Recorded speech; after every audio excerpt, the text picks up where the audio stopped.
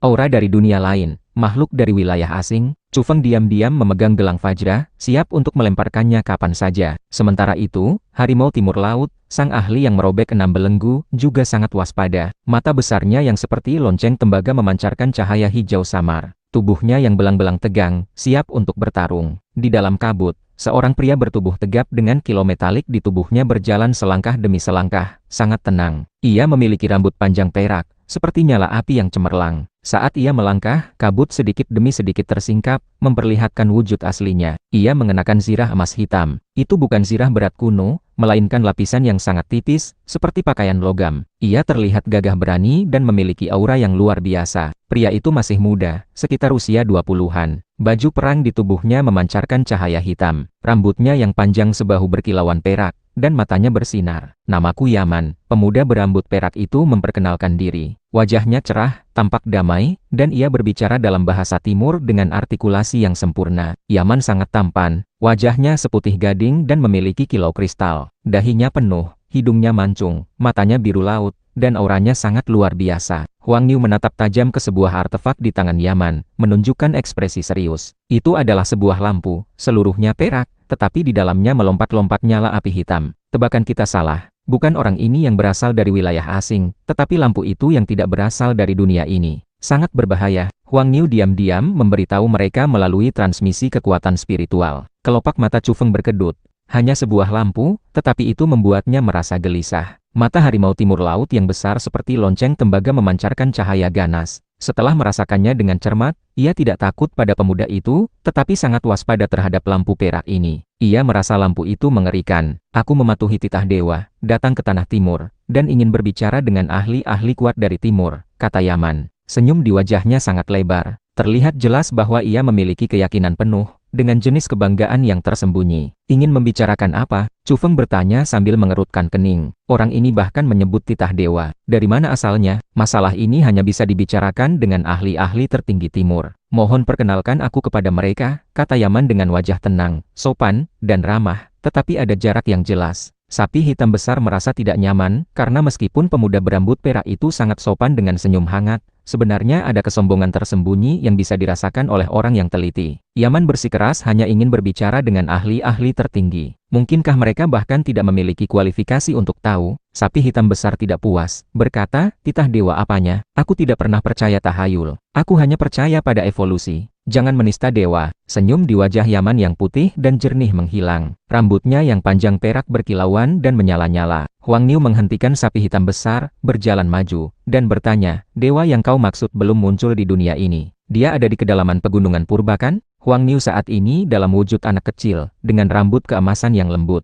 Ia terlihat tidak berbahaya, dan senyumnya sangat manis. Ia memperhatikan ekspresi Yaman. Faktanya, Chu Feng dan yang lainnya juga sangat memperhatikan, menatap Yaman. Ekspresi Yaman di wajahnya tidak berubah, ia selalu tersenyum. Tetapi Huang Niu dan Chu Feng dengan indera spiritual mereka merasakan sedikit riak di bagian terdalam matanya. Dewa sudah datang, dan akan muncul kapan saja. Apa kalian ingin menyaksikan mukjizat dewa? Kalian akan melihatnya tidak lama lagi. Oh begitu, jadi dia belum bisa turun sekarang kan? Tanya Chu Feng. Dewa, tidak bisa diragukan, dia akan muncul. Kau berbicara seperti itu, adalah tidak menghormati dewa. Yaman berkata dengan ekspresi serius, nadanya meninggi. Matanya bersinar, menyapu ke arah mereka. Chu Feng dan Huang Niu mengerti. Yang disebut dewa ini tidak bisa datang untuk saat ini. Ia seharusnya masih berada di pegunungan purba yang liar. Sama seperti binatang buas raksasa itu, tidak berani melintasi batas dunia dengan mudah. Huang Niu adalah yang pertama memasuki dunia ini, dan ia tahu betapa sulitnya untuk mengambil langkah itu. Seseorang bisa terbakar menjadi abu dan jiwa serta rohnya musnah. Sapi hitam besar juga segera mengerti apa yang terjadi. Matanya menunjukkan penghinaan. Makhluk yang tidak berani menginjakkan kaki di dunia ini dengan mudah, berani menyebut dirinya dewa. Dan orang di depan mereka ini, yang membawa lampu perak, berani meminta untuk berbicara dengan ahli-ahli tertinggi timur. Apakah ia benar-benar berpikir dirinya adalah utusan dewa? Namun, Huang Niu tidak berani gegabah. Pemuda berambut perak ini telah merobek 3 belenggu, yang menunjukkan betapa luar biasanya orang di belakangnya. Ia belum benar-benar melintasi batas dunia, tetapi sudah memiliki bawahan seperti ini. Lampu perak itu berasal dari dunia lain, dan memiliki kekuatan menakutkan, jadi mereka harus menanganinya dengan serius. Yaman terlihat tenang. Tentu saja ia tahu bahwa mereka sedang menyelidiki, tetapi ia tidak peduli. Ia sama sekali tidak memikirkannya, karena dengan kekuatan, seseorang dapat meremehkan segalanya. Kau bilang ingin bertemu ahli-ahli tertinggi timur untuk berdiskusi. Kau bisa membicarakannya dengan kami. Harimau Timur Laut berbicara. Ia sedikit santai. Karena ini bukan makhluk dari wilayah asing yang turun, utusan dewa ini tidak mungkin bisa mengalahkannya hanya dengan satu artefak. Kalian, Yaman menunjukkan ekspresi terkejut. Meskipun senyumnya tidak berkurang, kesombongan yang melintas sesaat itu tertangkap oleh mereka. Ia tersenyum ramah, berkata, maaf, kalian tidak bisa memutuskan masalah ini. Ini hanya bisa dibicarakan dengan ahli-ahli tertinggi timur. Sapi hitam besar marah. Semakin sopan dan semakin cerah senyum pemuda berambut perak ini, semakin tidak nyaman perasaannya. Penghinaan tersembunyi itu membuatnya sangat kesal. Harimau Timur Laut semakin marah. Ia sudah terbiasa berkuasa di pegunungan besar dan Siberia, dan hari ini ia diremehkan oleh seorang pemuda. Matanya yang seperti lonceng tembaga langsung membelalak. Ia menunjukkan aura yang mengancam tanpa perlu marah. Raja ini telah merobek 6 belenggu, apa masih tidak memiliki kualifikasi untuk mengetahui masalah ini? Oh, mohon maaf, ternyata kau adalah salah satu raja tertinggi. Tidak masalah jika aku memberitahumu, meskipun Yaman mengatakan mohon maaf, ekspresinya sebenarnya sangat tenang. Jelas ia tidak takut pada ahli tertinggi. Karena ia yakin bahwa lampu perak di tubuhnya dapat menekan para ahli besar di dunia ini. Ia tidak perlu menghormati Raja Harimau ini. Dewa berharap kalian melepaskan Schiller. Yaman memberitahu. Hanya ada satu kalimat sederhana. Ia tidak mengatakan lebih banyak. Inilah yang ingin ia diskusikan ketika ia melakukan perjalanan jauh ke timur untuk bertemu ahli-ahli tertinggi. Sapi hitam besar mencibir. Dewa macam apa ini? Kau ingin melepaskan Schiller hanya dengan satu kalimat. Apakah kau tidak tahu tindakan gila satria berhati serigala itu di masa lalu? Tetapi ia tidak mengatakannya, karena Huang Niu tidak mengizinkannya meledak dengan amarah. Chu Feng menyipitkan mata. Schiller adalah bawahan dari yang disebut dewa itu. Maka masalahnya akan sedikit besar. Ia bisa merasakan bahwa kekuatan dewa itu seharusnya tidak lemah. Kau berbicara dengan enteng. Harimau Timur Laut mencibir, ekspresinya tidak ramah. Dewa juga berpikir Schiller gegabah. Kesalahan kali ini ada di pihaknya. Mohon para ahli kuat timur untuk memaafkan dan memberinya kesempatan. Yaman mengemukakan pendapat dewa itu, memohon belas kasihan untuk Schiller. Meskipun sangat sopan, sebenarnya ia tidak tulus. Kesombongan yang tersembunyi di lubuk hatinya sudah terlihat. Maaf, kau sendiri saja yang pergi dan berbicara dengan ahli-ahli kuat timur lainnya. Sapi hitam besar tidak bisa menahan diri untuk berbicara, karena ia selalu pemarah dan tidak suka melihat orang ini. Saat ini, ia sudah menahan diri, tidak ingin dengan mudah bermusuhan dengan makhluk yang disebut dewa itu. Benarkah? Kalau begitu aku akan pergi, kata Yaman. Aku sangat penasaran, sudah berapa lama dewa kalian ada? Apakah dia masih muda dan abadi? Tanya Huang Niu. Tentu saja muda dan abadi. Yaman mengangguk, dan dengan lembut mendesak lampu perak. Seketika, sosok hantu yang kabur muncul. Itu adalah seorang pria. Beberapa orang terkejut, dan menunjukkan ekspresi aneh. Pria yang muncul di lampu perak adalah orang timur, dan sangat muda, mengenakan pakaian kuno, diselimuti api hitam. Yaman sedang mengancam. Setelah lampu perak didesak, ia memancarkan fluktuasi energi yang sangat menakutkan, dengan tekanan yang sangat mencekam. Harimau Timur Laut waspada, pupilnya menyusut. Baiklah, pergilah mencari ahli-ahli tertinggi timur sendiri. Kita tidak sarah, kata Huang Niu. Setelah mengucapkan kata-kata ini, ia dan Chu Feng menarik sapi hitam besar dan Raja Harimau pergi, melangkah keluar dari zona kabut, dan berjalan menuju Gunung Kunlun. Yaman memandangi punggung mereka. Senyum hangat di wajahnya menghilang, dan yang tersisa hanyalah keangkuhan dan penghinaan di matanya. Seekor raja burung hitam terbang, ia melompat ke atasnya, dan tidak tinggal di sana. Ia bergegas menuju Gunung Kunlun. Ketika ia melewati Chu Feng dan Huang Niu, ia menatap ke bawah dengan jijik, tidak berbicara, dan dengan cepat menghilang di cakrawala. Dia adalah orang yang sangat sombong dan angkuh, kata Chu Feng. Bagaimana situasi yang disebut dewa itu? Harimau Timur Laut sangat peduli. Ia sekarang bisa berkuasa di dunia ini, tetapi sekarang tiba-tiba ada dewa yang akan turun. Hari-hari nyamannya kemungkinan besar akan segera berakhir. Aku pikir kekuatan dewa itu tidak akan terlalu luar biasa, kata Chu Feng. Huang Niu berkata, benar. Dia memberikan artefaknya kepada Yaman, tapi tidak kepada Schiller. Itu sudah cukup untuk menjelaskan masalahnya. Dia memiliki kekhawatiran, takut Schiller akan melampauinya jika Schiller memegang artefak itu. Masuk akal. Sapi hitam besar mengangguk. Bisakah kita mencegat dan membunuh yang disebut utusan dewa itu, dan merebut artefaknya? Kata Harimau Timur Laut. Mata besarnya bersinar. Ia bukan orang yang baik.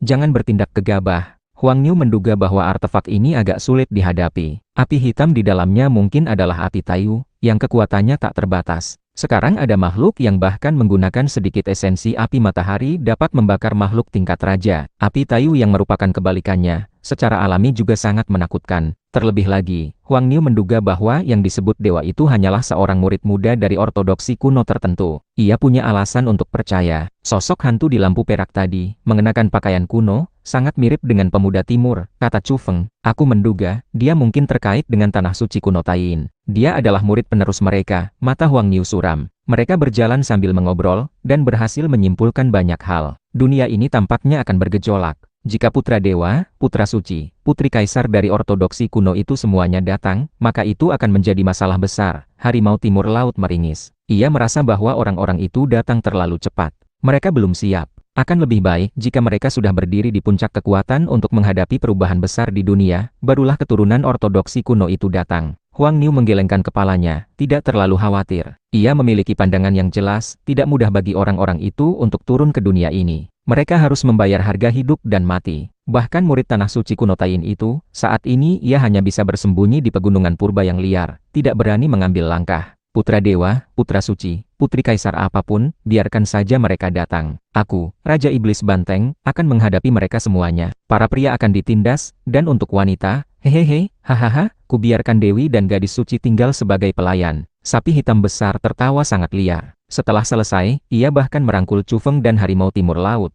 Tertawa tanpa henti, hanya menyisakan Huang Niu yang masih dalam wujud anak kecil. Jangan merusak anak kecil, bahkan Chu Feng berkata begitu. Huang Niu melotot, menatap ketiga orang tidak bermoral itu. Kemudian, mereka bergegas menuju Kunlun. Huang Niu tidak sabar untuk mencari pohon suci penempa senjata untuk membantunya menempa dan mengeraskan artefak, karena ia merasakan tekanan. Jika gelang Fajra milik Chu Feng dilemparkan secara tak terduga, mungkin bisa menghancurkan lampu perak itu, tapi kita sendiri harus menghindari esensi api hitam di dalamnya. Di jalan, Huang Niu menganalisis, mereka sudah mulai merencanakan operasi perburuan dewa. Dengan karakter utusan Dewa Yaman, kemungkinan besar ia akan menjadi musuh mereka tidak lama lagi, dan dewa di belakangnya mungkin juga akan muncul. Sesampainya di Kunlun, Chu Feng dan yang lainnya mendengar berita besar. Raja Merak dan Raja Gagak Emas terluka parah di pegunungan Himalaya, hampir kehilangan nyawa mereka di sana. Bagaimana mungkin? Chu Feng dan yang lainnya agak tidak percaya. Dengan kekuatan kedua orang itu mengejar Fan Lin, seharusnya tidak mungkin ada kecelakaan. Itu tidak ada hubungannya dengan Fan Lin yang mati. Mereka menemukan sebuah kuil kuno di gunung salju besar, yang telah tertutup salju dan es selama ribuan tahun. Mereka memimpin sejumlah besar raja untuk menyerbu, tetapi menderita luka berat dan mundur. Menurut mereka yang berpartisipasi, kuil kuno itu bergemuruh dengan suara guntur, sangat menakutkan. Mata Huang Niu langsung terbelalak. Ia bergumam, jangan bilang padaku kalau dunia ini memiliki metode pernapasan guntur agung yang lengkap.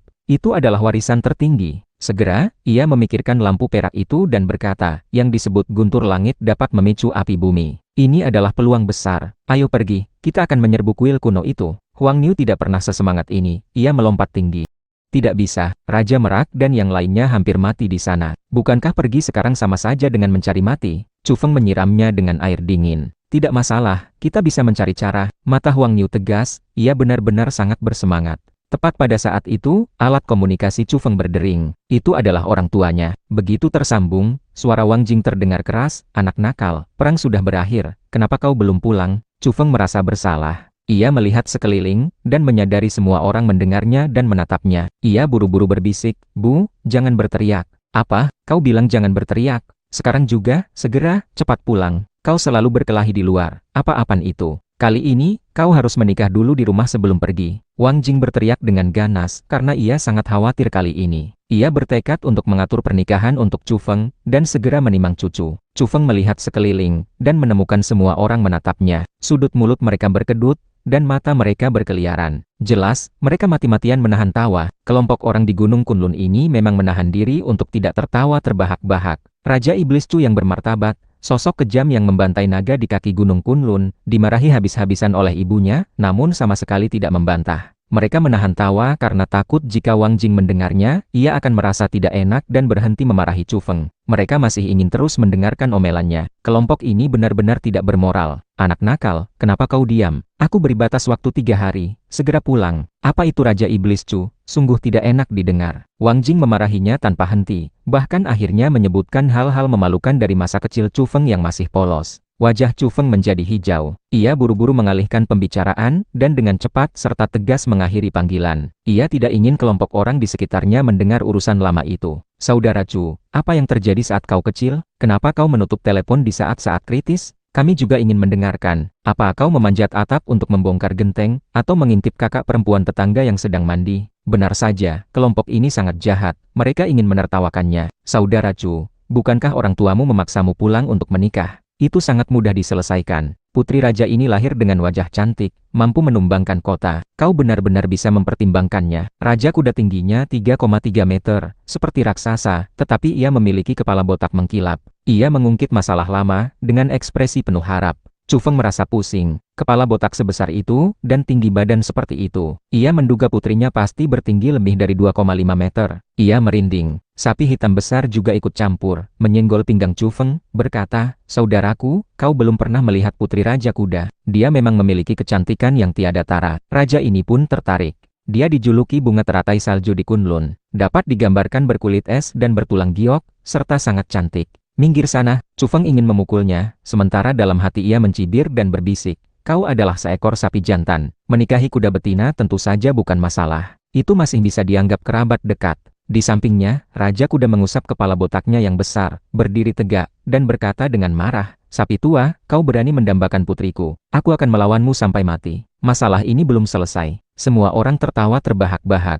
Raja Laba-Laba, dengan gaun istananya, rambut hijaunya halus, kulitnya sehalus giok, dagunya runcing, dan matanya berbinar, berkata, "Adik kecil Chu, mengapa repot-repot mencari jauh-jauh? Bagaimana dengan kakak? Apakah cukup jika kakak pulang denganmu untuk menghadapi orang tuamu?" Chu Feng tidak berani bicara. Jika ia membawanya pulang, dan orang tuanya bertanya dari mana asalnya, dan ia menjawab dari gua sarang laba-laba, bukankah itu akan menakuti kedua orang tuanya? Tidak ada cara untuk menghindari masalah. Chu Feng ingin segera melarikan diri. Akhirnya, mereka kembali membicarakan urusan serius. Raja-raja Gunung Kunlun juga ingin pergi ke pegunungan Himalaya. Bagaimanapun, tempat itu tidak terlalu jauh dari sini. Mereka sangat tertarik dengan kuil kuno itu. Terutama guru Raja Kuda, biksu tua yang sangat misterius itu, juga tergerak. Biasanya ia diam seperti patung di kuil, tetapi sekarang ia menunjukkan ekspresi gembira. Saat ini, biksu tua itu tidak ada di sini, ia tidak berkumpul dengan semua orang. Ia tidak menyukai hal-hal seperti ini. Guruku sedang menjinakkan singa tua itu, dan ingin membawanya ikut serta. Aku selalu sedikit khawatir. Singa tua itu terlalu menakutkan. Jika tidak hati-hati, dia bisa menyerang balik, kata Raja Kuda. Tetapi biksu tua itu mengatakan kepadanya untuk tidak khawatir. Dalam beberapa hari terakhir, biksu tua itu setiap hari melantunkan sutra kepada singa itu.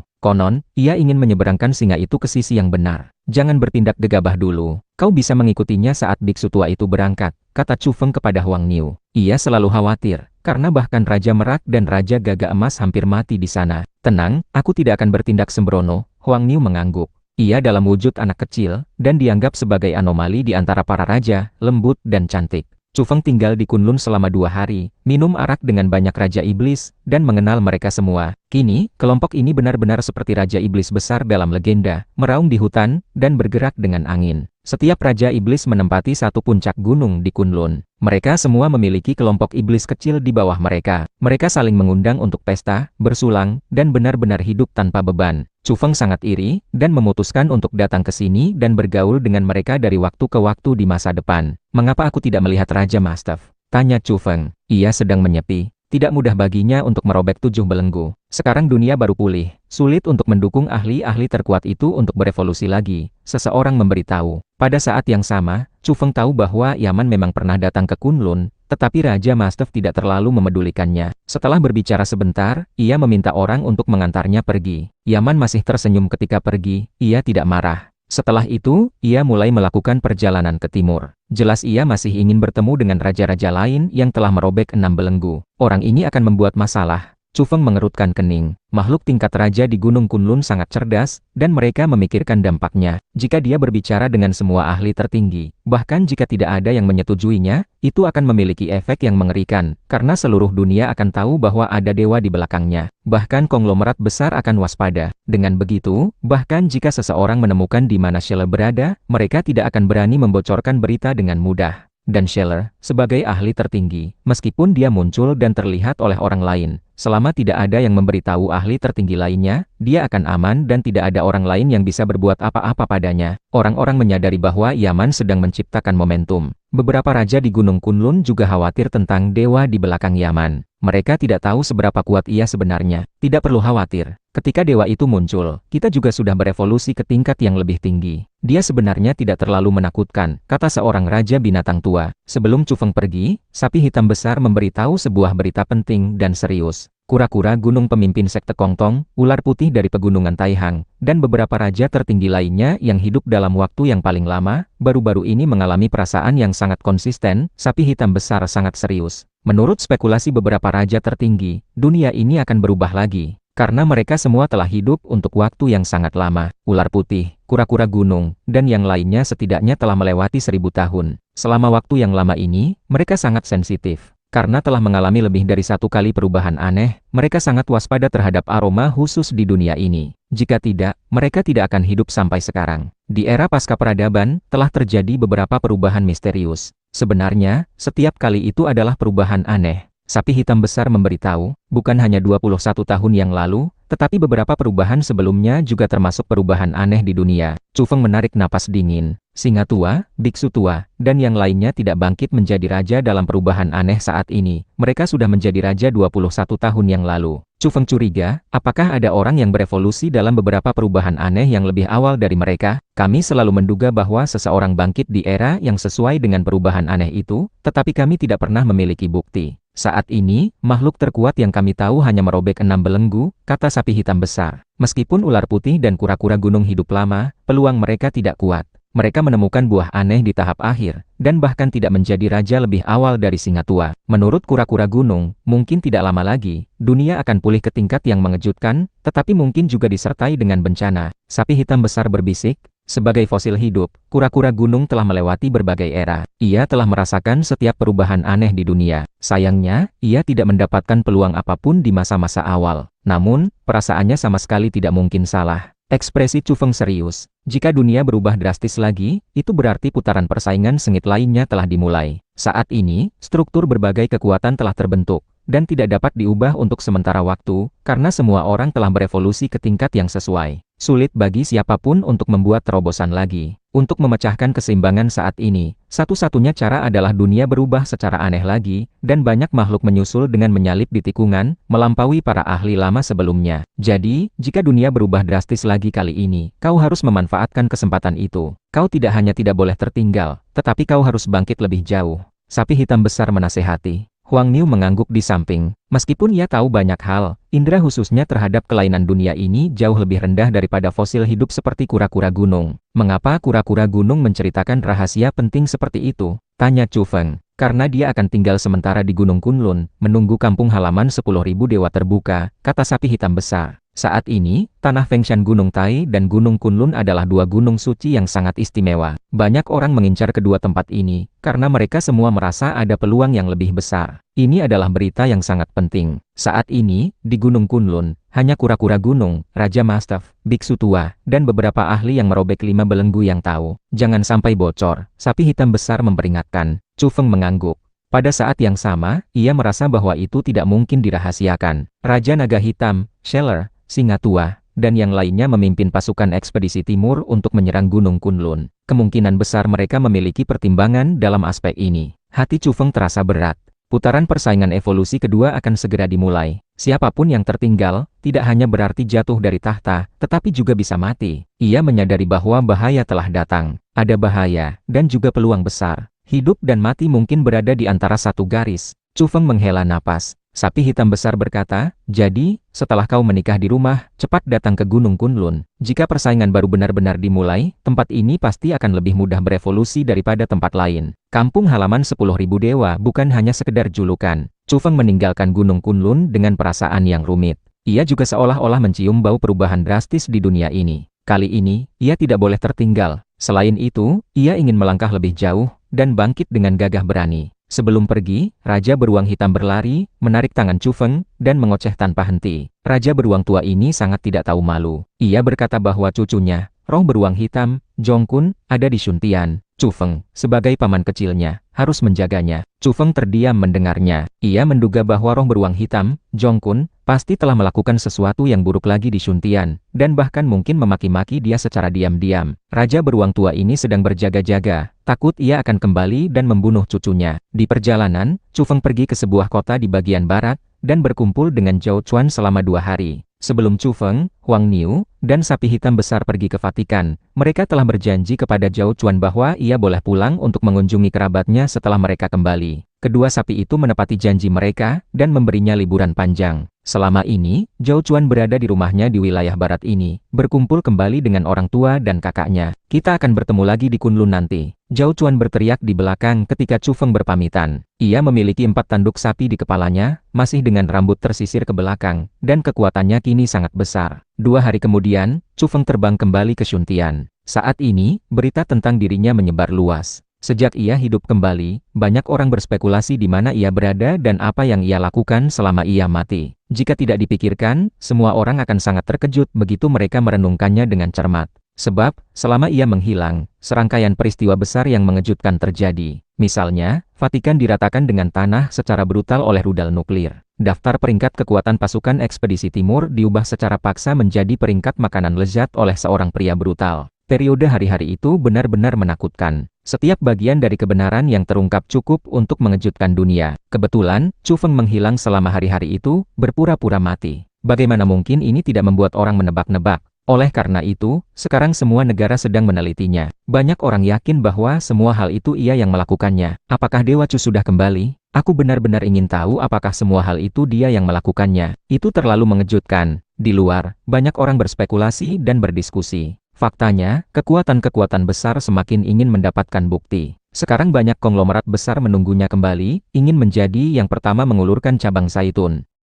Chu Feng kembali ke Shuntian. Ia melihat jalanan yang lebar, gedung-gedung tinggi. Kemudian ia mengingat kembali pengalamannya beberapa hari terakhir. Ia sedikit linglung. Sebagian besar waktunya dihabiskan di alam liar. Membantai naga barat yang seluruhnya merah menyala di kaki Gunung Kunlun, bertarung dengan Zeus di Gunung Olympus. Ini terasa seperti mimpi. Di hadapannya, udara dunia fana bergolak, penuh dengan suasana kehidupan, tetapi separuh waktunya ia menjauh dari semua ini, seolah-olah hidup di antara pegunungan purba yang liar, bersama dan bertarung melawan berbagai binatang buas yang ganas. Ia menggelengkan kepalanya. Setiap kali ia kembali dari luar, ia memiliki perasaan dislokasi ruang waktu, mencoba memutuskan mana yang lebih nyata. Ketika Chu Feng pulang, Wang Jing dan Chu Jiwan kebetulan membuka pintu. Mereka terkejut saat melihatnya, dan kemudian gembira. Aku memberi batas waktu 3 hari, sudah berapa hari berlalu? Wang Jing mencubit telinganya, sambil tersenyum, tetapi tak lama kemudian matanya memerah lagi. Bu, lepaskan. Bukankah aku sudah di rumah? Ada terlalu banyak bahan makanan tingkat raja di luar. Aku tidak bisa menahan diri untuk makan lebih banyak.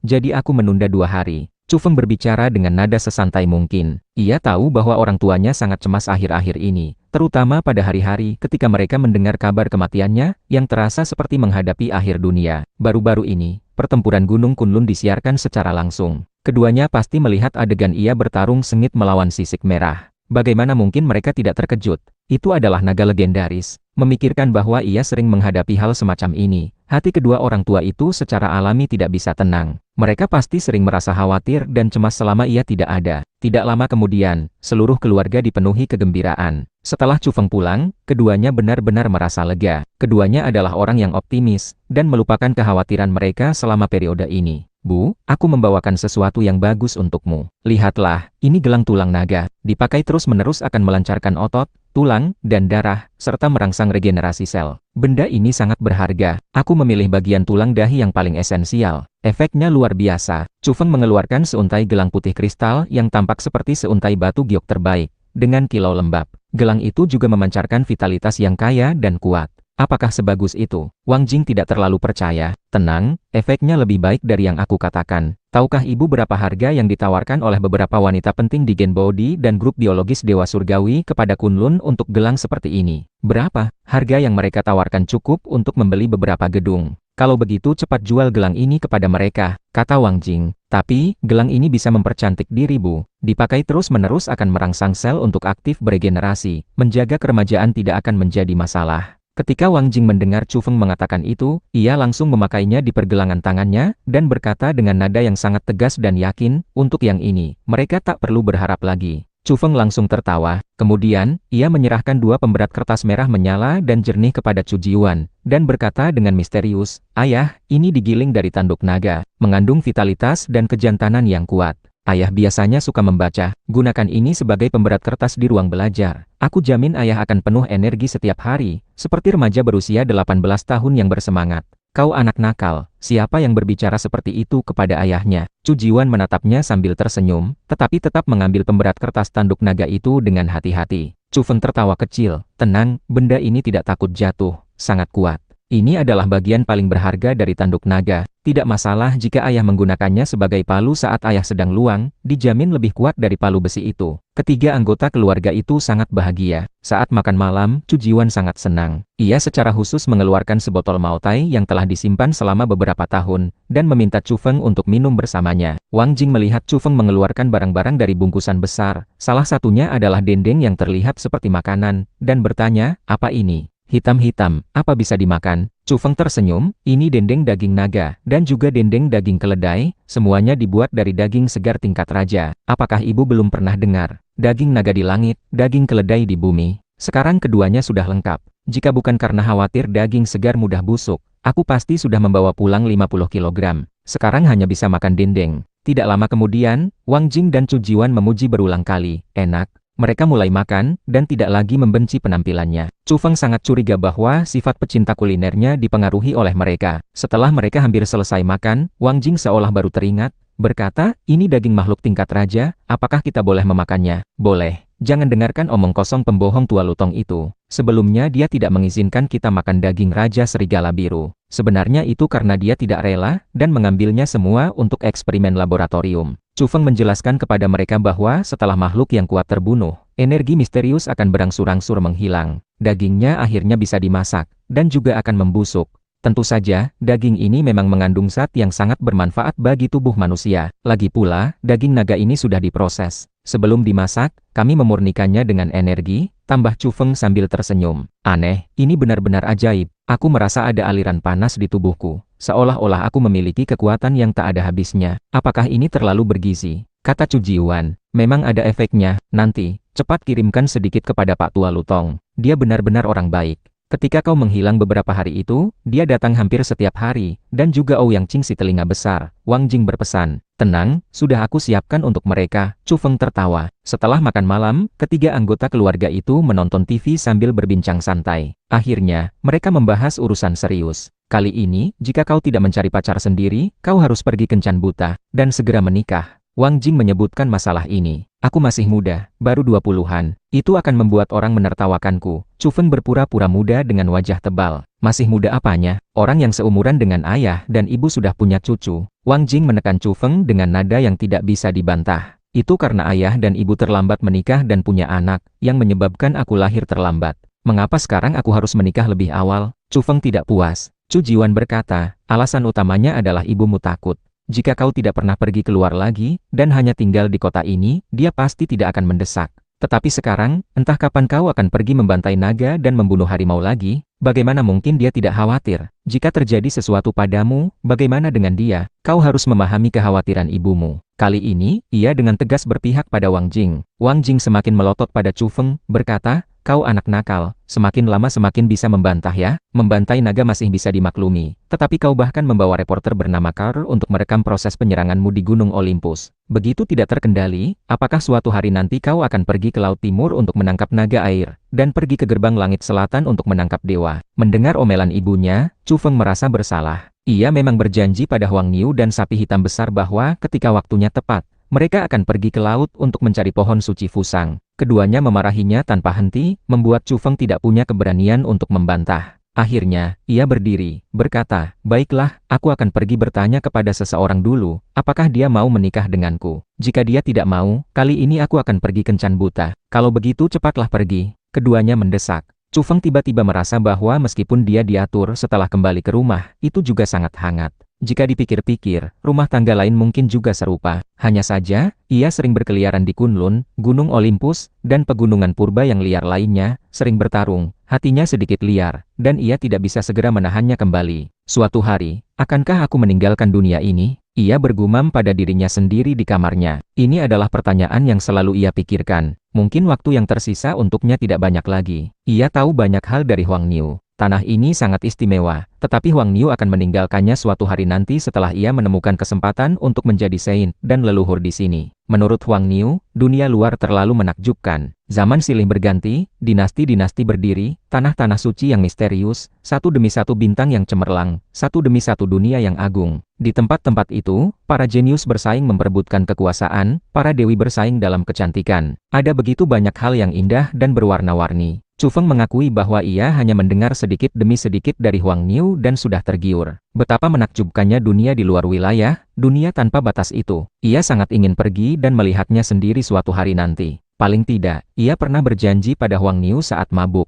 bahwa jika Huang Niu pergi suatu hari nanti, ia juga akan mengikuti jejaknya pada waktu yang tepat untuk melihat dunia supernatural yang kuno dan gemilang itu. Oleh karena itu, ia ingin membuat orang tuanya bahagia sebisa mungkin pada tahap sekarang di dunia ini, memenuhi kewajiban baktinya, dan memenuhi keinginan mereka. Chu Feng berpikir sejenak, mencari di daftar kontaknya, dan akhirnya matanya tertuju pada nama Lin Nuoyi. Ia mengelus dagunya, bergumam pada dirinya sendiri, aku tahu aku sangat tidak tahu malu, tapi jika aku menelepon dan ditolak lagi, itu masih sangat memalukan. Akhirnya, ia menghubungi Lin Nuoyi. Bagaimanapun juga, mereka pernah memiliki hubungan yang tidak bisa disebut pacar, hanya hubungan akrab, dan ia masih memiliki perasaan terhadapnya. Segera, Lin Nuoyi menjawab, menanyakan apakah ia sudah pulang. Chu Feng memberitahu bahwa ia baru saja selesai makan malam keluarga, dan sedang ditekan oleh dua ahli tertinggi yang tak tertandingi. Mereka akan memaksanya pergi kencan buta besok, dan sekarang ia meminta bantuannya. Lin Nuoyi terdiam sejenak, menertawakan Chu Feng, Raja Iblis Chu yang agung, masih dipaksa kencan buta, itu bisa menjadi berita utama. Chu Feng menghela napas pelan. Ia sudah menyerah pada mantan pacarnya ini, tetapi pada akhirnya ia tidak bisa menahan diri, berkata, tak bisakah kau mempertimbangkannya, datanglah besok untuk membantuku, menghadapi malapetaka ini. Jangan tertawa di atas penderitaan orang lain, oke? Lin Nuoyi menggelengkan kepalanya, memberitahu bahwa ia tidak bisa datang ke Shuntian. Jika kau benar-benar tidak datang, maka aku hanya bisa mengikuti takdir dan menerima malapetaka ini. Aku akan pergi kencan buta besok, kata Chu Feng. Jika kau bisa menemukan gadis yang kau suka, segeralah menikah, dan berbahagialah lebih awal. Akhirnya, Lin Nuoyi berhenti tertawa, dan berkata dengan tenang dan serius. Baiklah, Chu Feng menutup telepon.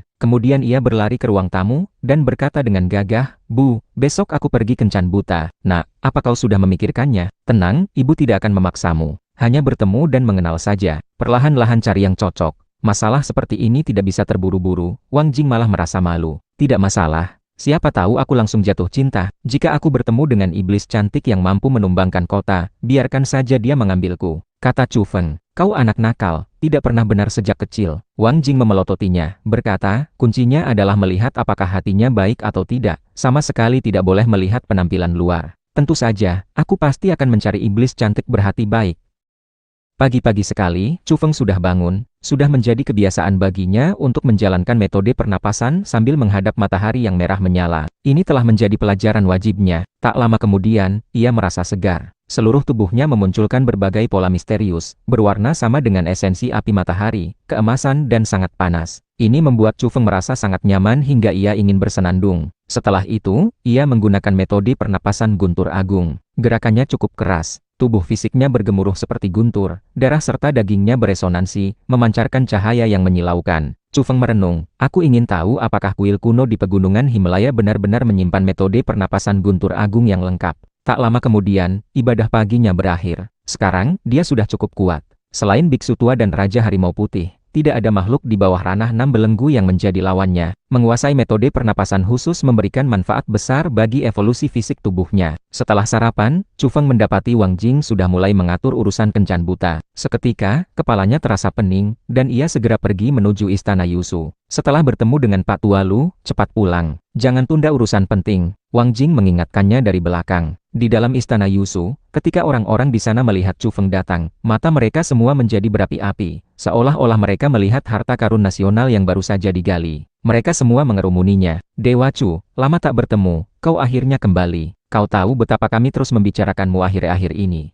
Terutama saat kami melihatmu membantai naga di kaki Gunung Kunlun melalui siaran langsung. Kami semua sangat gembira. Dewa Chu, Ada yang bilang ahli kuat yang membuat peringkat makanan lezat itu adalah kau. Benar atau tidak? Sekelompok orang mengepung Chu Feng, ingin mendapatkan jawaban pasti darinya, sekaligus menanyakan banyak pertanyaan lain. Misalnya, bagaimana rasa daging naga? Chu Feng langsung membagikan sekantong daging naga kering kepada mereka, memicu seruan kegembiraan. Semua orang memuji kelezatannya. Ini daging naga. Ya ampun, aku ternyata pernah makan naga. Dewa Chu, apakah Vatikan benar-benar kau ratakan? Sekelompok orang menghujaninya dengan pertanyaan, membuat Chu Feng melarikan diri dan bergegas masuk ke kantor Lutong. Pria tua itu sudah tahu dia datang dan menunggunya. Sekarang, Lutong pun tidak bisa tenang. Dia menatap Chu Feng dengan mata berapi-api dan berkata, "Apa kau membawa kembali darah naga?" "Aku tidak punya darah naga, tapi aku membawa kembali cukup banyak daging, ini untukmu." Chu Feng melemparkan sebuah paket besar padanya. "Kau benar-benar membawanya kembali." Lutong sangat gembira, mengepalkan tinjunya dengan erat. Ini memiliki arti yang sangat penting. Namun, ketika dia membuka paket itu dan melihat tumpukan besar daging kering berwarna hitam ini, wajahnya langsung cemberut, dan dia melotot kesal pada pemuda di seberangnya. "Jika kau tidak menyukainya, aku akan memberikannya kepada orang lain." Chu Feng hendak mengambilnya kembali. Setengah jam kemudian, aroma arak tercium dari kantor Lutong. Dia, yang awalnya bermuka masam dan melotot pada Chu Feng, akhirnya mencoba sepotong daging naga kering. Akibatnya, dia langsung ketagihan, dan dia bahkan mengeluarkan sebotol arak tua berusia 100 tahun, mengajak Chu Feng untuk minum bersamanya. Mata Chu Feng membelalak. Botol arak itu penuh dengan jejak waktu. Lutong terlalu boros, dengan mudahnya mengeluarkan harta karun arak tua semacam ini dari lacinya. "Kau terlalu korup." "Apa maksudmu korup? Arak ini dikeluarkan hanya untukmu. Aku hanya membantumu menghabiskan sebagian di awal." Lutong berkata tanpa tersipu atau merasa bersalah. "Ada apa ini?" Chu Feng curiga, tidak tahu apa yang terjadi. "Ini semua karena para konglomerat besar. Setelah mereka tahu kau akan kembali ke Shuntian, mereka berbondong-bondong datang seperti hiu mencium darah. Karena tidak bisa menemukanmu, mereka mengepung istana Yusu dan membuat tumpukan hadiah di sini setinggi gunung." Lutong memberitahunya. Kegemparan yang ditimbulkan Chu Feng, bangkit dari kematian, membunuh naga yang telah memutuskan 5 belenggu, dan berpartisipasi dalam ekspedisi ke barat,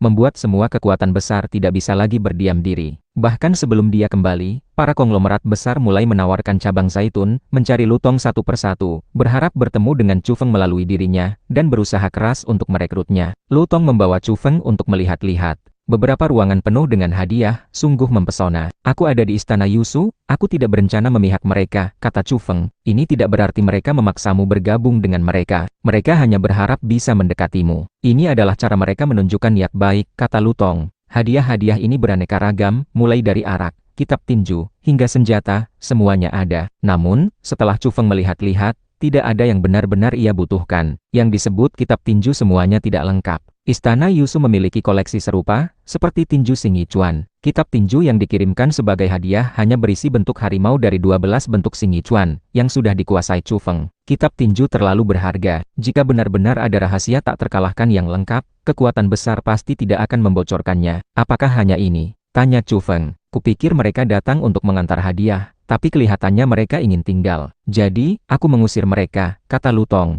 "Pak Tua, aku akan memutuskan pertemanan denganmu." Mendengar itu, Lutong tercengang. Ia berkata, "Seberapa tebal mukamu, kau berani meminta itu juga?" Keduanya minum arak dan berbincang. "Kau benar-benar berani menghancurkan Vatikan. Negara-negara Eropa semuanya protes, menganggapmu terlalu berbahaya." Lutong memberitahu, "Bukan aku yang melakukannya." Chu Feng langsung menyangkal. Lutong mencibir, "Teruslah berpura-pura. Kau masih bersikap munafik di depanku. Dunia luar sepakat, percaya kalau kau yang melakukannya. Untuk hal semacam ini, tidak perlu bukti apapun. Menebak saja sudah cukup." Tentu saja, meskipun semua orang menduga dialah yang melakukannya, tidak ada yang berani berbuat apa-apa padanya, terutama banyak orang di timur yang justru bertepuk tangan kegirangan. "Kau ini terlalu jahat. Hanya sendirian, kau menciptakan gelombang sebesar ini. Ngomong-ngomong, apakah peringkat makanan lezatmu akan diperbarui? Setelah makan daging naga keringmu, aku sangat menyarankan agar daging naga menjadi makanan nomor 1, kata Lutong. "Bukan aku juga yang membuat itu." "Berpura-pura, teruslah berpura-pura." Lutong mencemooh. Alasan para konglomerat besar menawarkan cabang zaitun kepada Chu Feng adalah karena mereka menduga dialah yang melakukan serangkaian insiden besar, dan kekuatannya terlalu menakutkan. Chu Feng meninggalkan istana Yusu dengan sedikit bau arak. Ia ingin berjalan-jalan di luar, tetapi setelah melirik sebentar keluar, ia sama sekali tidak berani menampakkan diri. Ternyata cukup banyak orang yang menunggu di luar istana Yusu. Tampaknya mereka adalah orang-orang dari berbagai kekuatan besar yang terus mengawasi, memperhatikan apakah dia sudah kembali dan ingin merekrutnya. Chu Feng diam-diam mundur, kembali ke kantor Lutong, mengambil setengah dari arak tua berusia 100 tahun, dan langsung pulang ke rumah. Ayah, aku bawakan arak enak untukmu. Wang Jing memberitahu Chu Feng bahwa ia bisa pergi kencan buta malam ini. Bu, kencan buta tidak bisa sembarangan. Bagaimanapun, aku telah membangun reputasi kekejaman, dan orang-orang bisa mengenaliku seketika. Bagaimana jika ada orang dengan niat jahat yang sengaja mendekatiku? Chu Feng berusaha membuat masalah itu terdengar serius. Tak perlu kau beritahu, aku sudah memikirkannya. Aku sudah menugaskan perusahaan pencari bakat untuk membantu. Lagi pula, nanti kau jangan buru-buru muncul. Chu Feng terperangah. Hanya untuk kencan buta, sampai mencari perusahaan pencari bakat. Itu sama sekali tidak profesional. Mereka tidak mengurus hal semacam ini. Pada saat yang sama, ia sangat ingin berteriak, siapa yang terburu-buru? Aku sama sekali tidak terburu-buru. Tenang, mereka setuju dan menjamin bisa diandalkan. Kata Wang Jing, menurutku tidak bisa diandalkan, aku sangat menentangnya. Chu Feng sama sekali tidak senang. Ia tidak ingin ditertawakan orang lain di kemudian hari. Baiklah, kalau begitu aku akan menghubungi lagi, mencari perusahaan yang memang khusus menyelenggarakan kencan buta. Menjelang senja, Wang Jing berseru, Chu Feng, berangkatlah. Kenapa secepat ini? Chu Feng benar-benar menyerah. Ibunya terlalu tanggap. Begitu cepat ia menghubungi dan mendaftarkannya untuk acara kencan buta. Sudah kubilang, ini semua adalah pria dan wanita elit, disebut pertemuan kencan buta tingkat berlian. Kalau bukan karena salah satu sahabatku mengenal petinggi di sana, kau bahkan tidak bisa mendaftar masuk. Menurut Wang Jing, ini adalah pertemuan kencan buta elit. Pesertanya adalah para bujangan papan atas, eksekutif wanita cantik, atau jenius akademis. Kelopak mata Chu Feng berkedut. Semakin ia mendengar, semakin ia merasa tidak meyakinkan. Apakah benar-benar ada pertemuan kencan buta seperti itu? Wang Jing menjelaskan detailnya, aku sudah selidiki, ini sangat bagus. Kalian anak muda pasti suka. Nanti kalian akan mengobrol sambil mengenakan topeng. Jangan menilai cinta sejati dari penampilan. Jaga misteri. Baru setelah benar-benar cocok, kalian akan melepaskan topeng dan saling memilih. Saat langit mulai gelap, Chu Feng dan ibunya tiba di lantai 29 gedung Maoyun. Mereka sudah mengenakan topeng dan bersiap masuk ke lokasi acara. Aku sudah memikirkannya dengan matang kan? Jadi, kau tidak perlu khawatir orang lain akan mengenalimu. Pertemuan kencan buta ini benar-benar disiapkan untukmu, Wang Jing tertawa. Oh, percaya diri sekali ya, pertemuan kencan buta khusus disiapkan untuk kalian, narsis, cuy. Dari belakang, seorang wanita dengan topeng ratu datang. Ia kebetulan mendengar kalimat terakhir Wang Jing dan terdengar sangat tidak suka. Wajahnya tidak terlihat, tetapi matanya memang sangat indah. Ia juga sangat tinggi, dengan sosok yang luar biasa, dan ia melangkah masuk lebih dulu dengan sepatu hak tingginya. Xiao Feng, jangan pernah mencari wanita seperti ini. Wang Jing memperingatkannya. Ia tidak bisa masuk, ia harus menunggu di ruang tunggu lain. Siapa sangka, wanita itu mendengarnya. Ia berjalan kembali dengan anggun, menatap Chu Feng dengan senyum menawan, dan matanya yang besar berkedip. Kakak tampan, ayo masuk bareng, kita ngobrol dengan baik. Oke. Chu Feng berjalan masuk bersamanya. Dasar kau ini. Wang Jing di belakang sangat marah hingga ingin mencubit bagian belakang kepala Chu Feng. Bu, jangan khawatir, tunggu aku di luar. Chu Feng langsung menjauh. Mana mungkin aku bisa tenang. Wang Jing benar-benar ingin mengejarnya. Anak ini terlalu mudah tergoda. Faktanya, wanita itu berjalan sebentar dengan Chu Feng, dan setelah meninggalkan pandangan Wang Jing, ia meminta maaf dan hendak pergi sendiri. Namun, yang membuatnya terkejut adalah Chu Feng hanya mengangguk dan bahkan tidak memperhatikannya, yang membuatnya agak kesal dan juga penasaran. Chu Feng menatap punggung indah di kejauhan dengan ekspresi bingung. Dia bergumam, jangan-jangan, seorang ahli veteran yang memutuskan 6 belenggu juga datang ke sini untuk kencan buta. Dia sedikit ragu-ragu, maju, ingin melihat lebih jelas. Dia sedikit curiga mungkin dia salah lihat. Area acara sangat luas. Setelah dia masuk, dia tidak menemukan wanita itu. Dia sudah menghilang. Seharusnya bukan dia, Chu Feng berpikir dengan hati-hati. Dia merasa punggung indah itu tidak memiliki aura yang kuat. Lu Xiun, jangan makan terlalu banyak. Kau di sini untuk kencan buta, bukan untuk makan. Seorang pria yang sangat tinggi mengenakan topeng, menatap seorang wanita berpakaian putih dan berkaos kaki putih yang sangat anggun di kejauhan. Kak, kau yang datang untuk kencan buta kan? Aku hanya menemanimu, kata wanita berpakaian putih itu, sibuk menikmati makanan di sana. Kau hanya serakah. Terakhir kali di Gunung Taihang, kau makan sembarangan sate kambing pemberian orang, dan akibatnya, harimau putih. Jangan katakan itu lagi, atau aku akan marah padamu. Wanita itu tidak lagi memanggilnya kakak, dan sedikit kesal. Di lantai dasar gedung Maoyun, seorang wanita bertubuh ramping dan anggun dengan gan mengenakan topeng dan memasuki lift. Luo Shen, ini bukan kencan buta yang sebenarnya. Kenapa harus menolak? Aku hanya melihatmu bosan, jadi aku mengajakmu ke sini untuk bersenang-senang. Kudengar ini sangat menyenangkan. Semoga saja, jangan sampai membosankan. Chu Feng berputar-putar di sana, pikirannya tidak fokus. Jika tersiar kabar bahwa seorang manusia super yang telah memutuskan 4 belenggu, Sang Raja Iblis Chu yang baru saja membuat kekacauan besar di barat dan meratakan kota Dewa Vatikan, diam-diam datang ke Kencan Buta, maka ini akan menjadi lelucon besar. Terakhir kali ia kencan buta dengan Xia Qianyu sudah menimbulkan keributan besar, dan bahkan setelah sekian lama, ia masih sering diejek oleh kenalan. Sekarang situasinya berbeda. Jika ia benar-benar bertemu kenalan di sini dan mereka berteriak bahwa sang pembantai naga yang baru kembali dari ekspedisi barat malah berpartisipasi dalam pertemuan kencan buta, maka itu pasti akan membuat banyak rahang ternganga. Seharusnya tidak ada kenalan yang datang ke sini. Chu Feng bergumam pada dirinya sendiri. Ia merasa tidak akan sesial itu, dan perlahan-lahan menjadi tenang. Ia mengambil piring dan mulai memilih makanan. Jelas, ia salah menebak. Paling tidak, Lu Xun ada di sini. Hanya saja ia tidak memperhatikannya dengan seksama. Ia berada di sisi lain. Selain itu, Jiang Luoshen juga datang. Ia jelas seorang kenalan, dan jika mereka benar-benar bertemu, keduanya pasti akan saling melotot.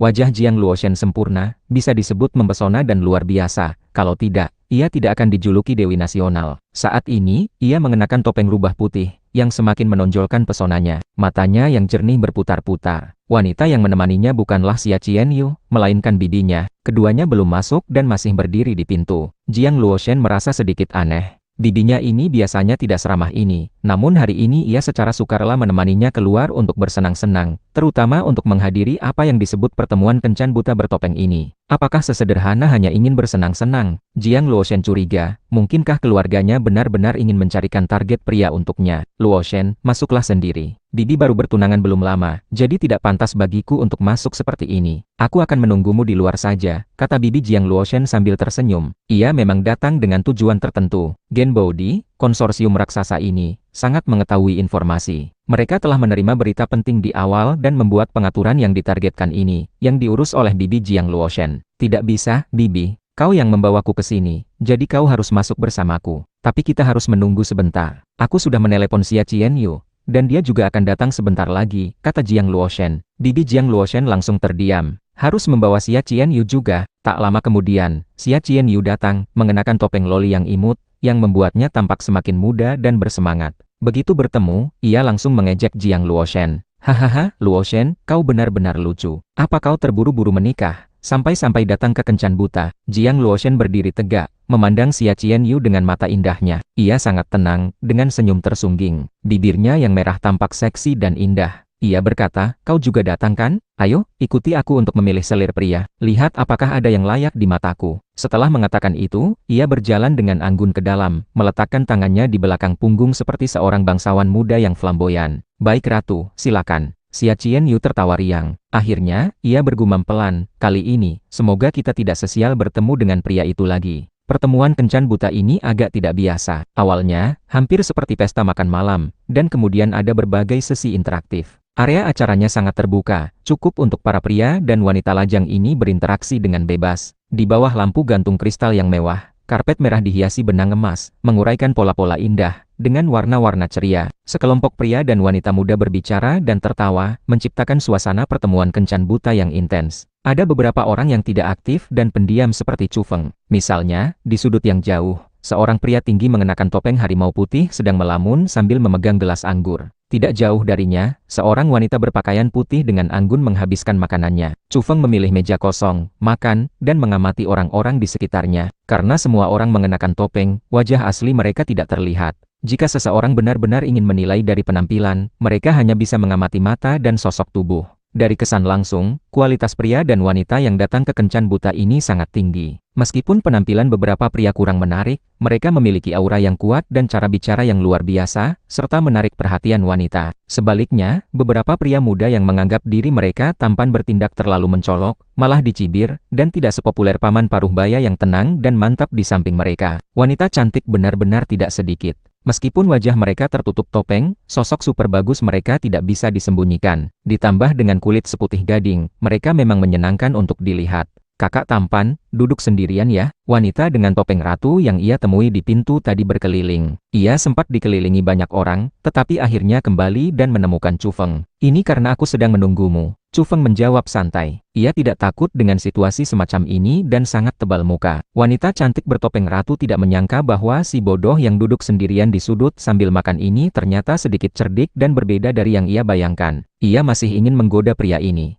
Siapa yang menyuruh keluarga pria ini narsis sekali, mengatakan bahwa ini adalah pertemuan kencan buta khusus untuknya. Sekarang ia sedikit tidak yakin apakah harus berurusan dengannya. Apa kau belum makan malam? Wanita cantik itu melihatnya masih menikmati makanan dan tidak ada niat untuk berhenti. Jadi ia tidak bisa menahan diri untuk memberi isyarat dan mengingatkan tentang acara apa ini. Belum, agak lapar. Ekspresi Chu Feng sangat alami, tanpa rasa malu, dan ia memberi isyarat agar wanita itu ikut makan. Mereka bisa makan sambil mengobrol. Wanita cantik itu mengerutkan kening, meliriknya. Seorang pria yang sangat sopan datang. Ia bertingkah laku baik, tersenyum, dan dengan sopan mengundang wanita cantik bertopeng ratu itu untuk berdansa. Baiklah. Wanita itu langsung berdiri, matanya melirik Chu Feng. Ia melihat Chu Feng tidak bergerak, dan ia pun memberinya tatapan tajam. Kenapa aku merasa melihat wanita itu lagi? Chu Feng menatap kejauhan. Sekilas, wanita itu mengenakan gaun hitam panjang, menghilang di antara kerumunan. Ia tidak mendekat, apalagi melepaskan kekuatan spiritual untuk menyelidiki. Jika itu benar-benar seorang ahli yang memutuskan 6 belenggu, ia sebaiknya tetap tenang dan bersikap alami. Meskipun Chu Feng sangat tidak aktif dan duduk dengan tenang di samping, ia menarik perhatian beberapa orang. Begitu tenang, tidak mengambil kesempatan. Di mata beberapa orang, ini mungkin pertanda kepercayaan diri yang besar. Tak lama kemudian, seorang wanita mungil dan indah datang. Matanya yang besar berkedip-kedip, ia tersenyum, menyapa Chu Feng, dan secara alami duduk di sampingnya. Chu Feng sudah selesai makan. Ia tersenyum dan mulai mengobrol dengannya. Suasananya cukup harmonis. Namun, ketika mereka membahas hal-hal sehari-hari, Chu Feng menemukan bahwa responsnya agak tidak sesuai dengan suasana yang lembut dan romantis ini, yang membuatnya sendiri merasa aneh. Oh, kau belum bekerja sejak lulus? Tidak progresif seperti itu tidak baik. Pahlawan tidak peduli dari mana mereka berasal. Pria bisa memulai dari bawah, tetapi mereka benar-benar tidak boleh tidak memiliki semangat juang. Kau sangat mengecewakan. Wanita yang mungil dan indah itu berdiri, dengan sopan meminta izin untuk pergi, dan tidak pernah kembali, hanya sesekali melihatnya dari kejauhan. Aku hanya mengatakan yang sebenarnya. Aku memang tidak bekerja. Aku tidak ingin berbohong. Akibatnya, aku dibenci. Chu Feng bergumam di mulutnya, tetapi sebaliknya merasa lega di hatinya. Pikirannya tidak fokus. Ia berdiri. Ia tidak bisa terus duduk seperti ini. Ia harus berjalan-jalan untuk menyelesaikan tugas kencan buta ini. Di sini banyak wanita cantik. Ia berjalan dan melihat-lihat. Ia memang merasa senang dan meningkatkan moralnya. Singkatnya, menyenangkan untuk dilihat. Tentu saja, jika ibunya tahu bahwa ia semudah ini tergoda, ia pasti akan memberinya pelajaran yang baik dan tidak akan luput dari omelan keras. Chu Feng melihat seorang wanita cantik berkaki jenjang. Kali ini ia bertindak cukup aktif, mendekat dan mengundangnya untuk berdansa. Ia cukup beruntung, tidak ditolak. Paling tidak, beberapa pria di depannya ditolak dengan sopan oleh wanita berkaki jenjang itu. Terutama karena setelah ia berdiri, perawakannya terlihat cukup gagah dan tampan, serta kulitnya putih dan jernih, memberikan kesan pertama yang sangat baik. Meskipun kencan buta pada akhirnya harus didasarkan pada kecocokan batin, penampilan luar juga sangat penting pada tahap awal ini. Wanita berkaki jenjang itu bertanya kepada Chu Feng, apakah ia biasanya bekerja di Shuntian? Ini membuat Chu Feng bingung lagi. Bagaimana sebaiknya ia menjawab? Melihatnya ragu-ragu, wanita berkaki jenjang itu cukup pengertian. Ia berkata, apa kau dari kota lain? Tidak, aku warga lokal, tetapi sebagian besar waktuku tidak di rumah. Aku selalu bepergian keluar. Chu Feng menjawab dengan jujur. Oh, lalu di daerah mana saja kau biasanya berada? Ceritakan sedikit.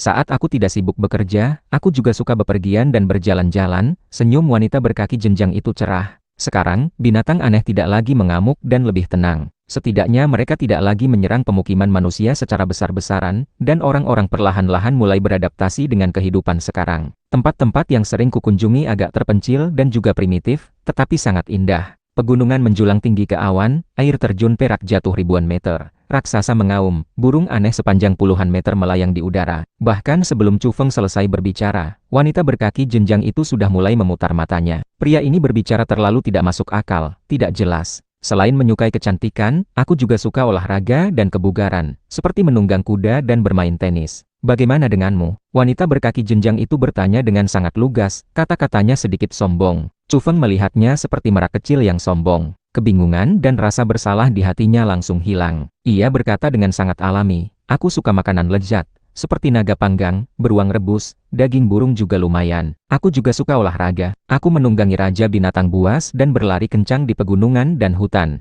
Perasaan itu sangat nyaman, bebas, dan tidak terkekang. Sebenarnya, aku selalu ingin duduk di atas raja binatang terbang dan menjelajahi dunia. Apa pekerjaanmu? Tanya wanita berkaki jenjang itu, mengerutkan kening dan sangat tidak puas. Belum bekerja, Chu Feng mengakui dengan jujur. Wanita berkaki jenjang itu melotot padanya, melepaskan tangannya, mengakhiri dansa lebih awal, meninggalkannya dengan punggung yang sombong, dan langsung pergi. Chu Feng tidak marah. Jika ia bertukar posisi, ia juga harus melakukan hal yang sama. Karena target kencan buta seperti dirinya terlalu tidak bisa diandalkan. Apa yang dia katakan ini, benar-benar bertentangan dengan suasana kencan buta. Tetapi, ia memang menjalani kehidupan seperti ini. Jika ia menyembunyikannya sekarang, akan ada lebih banyak masalah di masa depan. Ia ditakdirkan untuk sulit berinteraksi dengan lintasan kehidupan damai orang biasa. Selanjutnya, saat berinteraksi dengan wanita lain, respons Chu Feng menjadi sederhana dan kasar, tidak lagi bertele-tele dan diperindah. Misalnya, ketika seseorang dengan halus bertanya tentang kehidupan sehari-harinya, Chu Feng langsung menjawab dengan berani, "Di Gunung Purba, udaranya segar, dan telinga selalu ditemani suara kera dan harimau yang mengaum." Akhir sudah pasti. Wanita cantik itu berbalik tanpa berkata-kata dan pergi meninggalkannya. "Aku suka makan masakan Perancis. Bagaimana denganmu?" Seorang wanita berambut coklat bertanya sambil tersenyum ketika topik beralih ke makanan. "Daging naga rasanya paling lezat.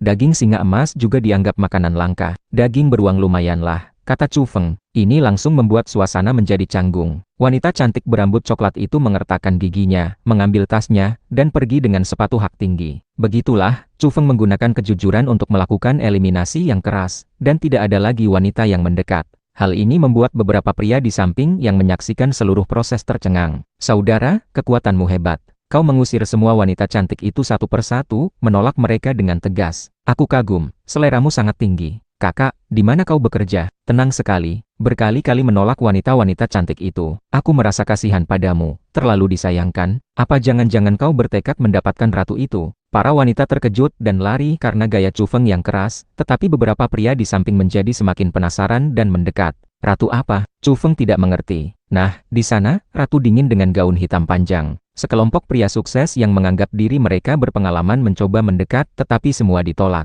Sampai sekarang, ia belum pernah tersenyum kepada siapapun, apalagi berbicara dengan siapapun. Chu Feng melihat ke arah itu, dan ia melihat punggung yang akrab itu lagi. Ia mengerutkan kening, semakin terlihat mirip. Ia tidak gegabah melepaskan penyelidikan spiritual, tidak bertindak sembarangan. Namun, wanita itu sudah merasakannya. Ia berbalik dan berjalan ke arah ini. Meskipun mengenakan topeng, ia tetap sangat memukau. Sosoknya luar biasa. Kulitnya yang putih jernih terlihat semakin cemerlang berkat gaun hitamnya. Rambut hitamnya terurai, alis willow dan mata phoenix, seluruh dirinya sangat dingin dan anggun, berjalan dengan gemulai. "Hei, dia datang ke sini." Pria yang baru saja memperkenalkan ratu berbaju hitam itu sedikit bersemangat.